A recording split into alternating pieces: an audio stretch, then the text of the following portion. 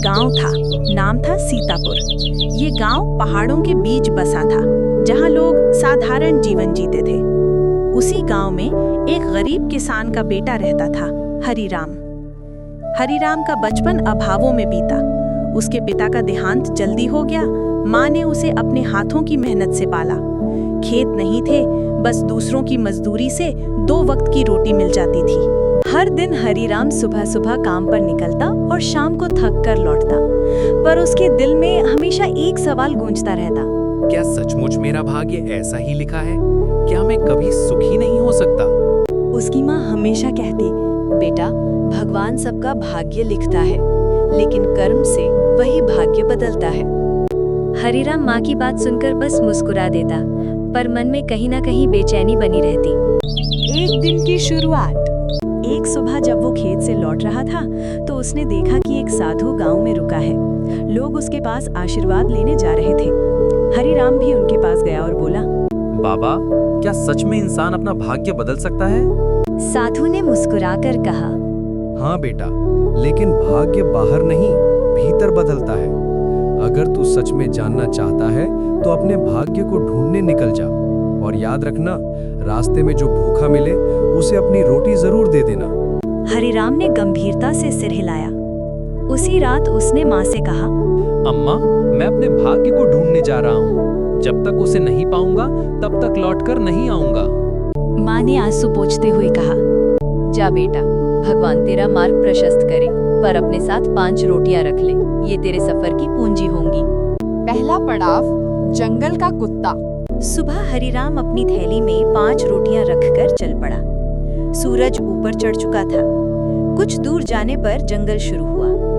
वहां उसने एक कमजोर और घायल कुत्ता देखा, जो बहुत भूखा था। उसकी आंखों में दया झलक रही थी।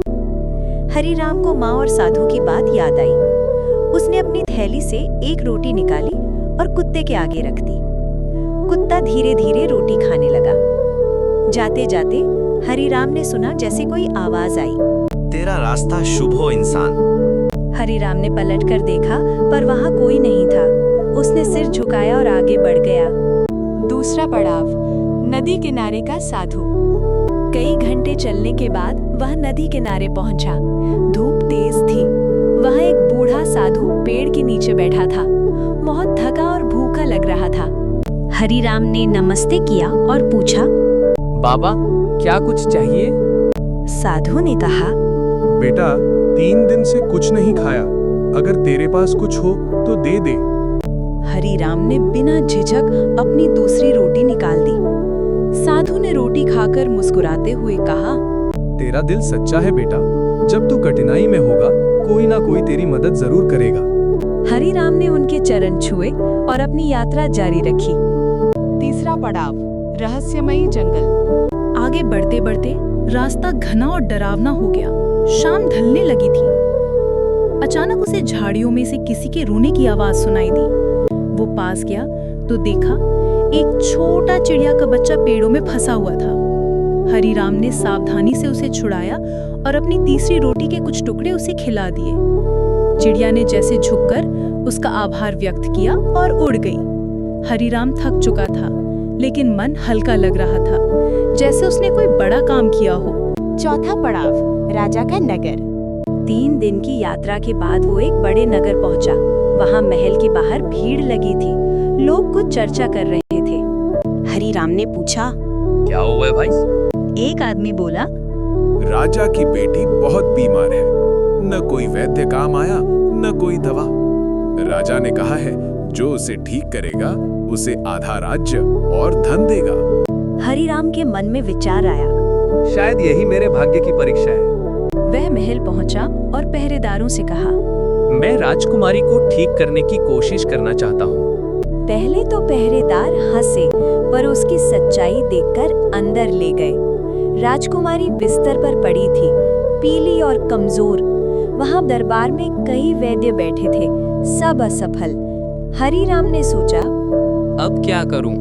तभी कमरे के कोने में वही बूढ़ा साधु दिखाई दिया, जिसे उसने रोटी दी थी। साधु मुस्कुराया और बोला, हरिराम, तेरा दिल सच्चा है, ये जड़ी ले, इसे राजकुमारी को खिला दे, वो ठीक हो जाएगी। हरीराम ने वैसे ही किया। कुछ ही देर में राजकुमारी की सांसें सामान्य हुई और उसके चेहरे पर रंग लौट आया। राजा आश्चर्यचकित रह गया। वो बोला, बेटा, तूने मेरी बेटी को जीवन दिया है। अब ये राज्य और मेरी बेटी तेरी है। दरबारियों ने ताली बजाई, पर हरीराम के मन में एक ही बात गूंज रही थी। क्या ये सब मेरे अच्छे कर्मों का फल है? रात का सपना। रात में हरीराम अपने कमरे में सोया, पर नींद नहीं आई। अचानक उसे वही साधु सपने में दिखे। साधु बोले, हरीराम, भाग्य कोई आसमान से नहीं उतरता, ये तेरे कर्मों से बनता है। जिस दिन तूने भूखे को रोटी दी, उसी दिन तूने अपने भाग्य का नया अध्याय लिखा था। भगवान ने बस वही लिखा जो तेरे कर्मों ने कह दिया। हरीराम ने झुककर प्रणाम किया और बोला, बाबा, अब समझ गया। भाग्य कोई लिखी हुई किस्मत नहीं, बल्कि कमाई हुई नेकी है। अंत। राजा हरीराम। समय बीता। हरीराम वही दयालु राजा बन गया। उसके राज में कोई भूखा नहीं सोता था। हर दिन वो महल के द्वार पर खड़ा होकर गरीबों को रोटियां बांटता और कहता, जब तुम्हें लगे कि भाग्य साथ नहीं दे रहा, तो दूसरों के लिए एक रोटी बचा लेना, क्योंकि वही रोटी तुम्हारे भाग्य की रोटी बन सकती है। गांव में आज भी लोग कहते हैं, हरीराम ने अपनी किस्मत नहीं ढूंढी, उसने उसे कमाया था। कहानी का संदेश।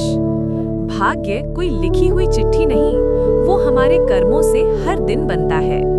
जब हम दूसरों की मदद करते हैं, तो भगवान खुद हमारी मदद के रास्ते खोल देता है। दयालुता, करुणा और नेक दिल इंसान की सबसे बड़ी पूंजी है।